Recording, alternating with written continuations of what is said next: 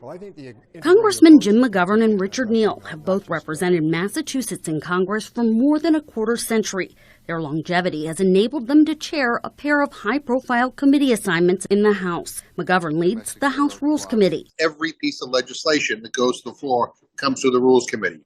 I get to have my fingerprints on everything. Bottom line is I make sure that Massachusetts' interests are represented all the time. Neal is the chairman of the House Ways and Means Committee, the chief tax writing committee in the chamber. Every member of the Massachusetts congressional delegation has their first choice committee assignment. So they are a player in some of the biggest legislation that daily comes through the chamber. Should voters give Republicans the majority in this year's midterms, their members would chair each committee. Doing that would put Democrats' priorities on the back burner in favor of Republican objectives.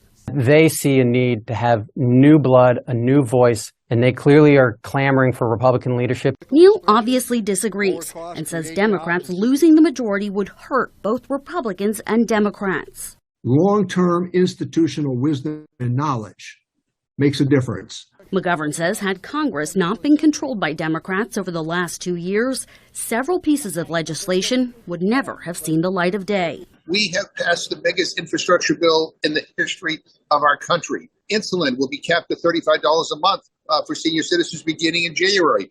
That's because of Democrats. Republicans all voted against it. While the fate of Democrats' majorities here on Capitol Hill remains uncertain, in Massachusetts, Democrats enjoy a 3-to-1 registration edge over Republicans, which means the state's 9 congressional representatives in the House are likely to win re-election this year. In Washington, Angie Gonzalez, Spectrum News.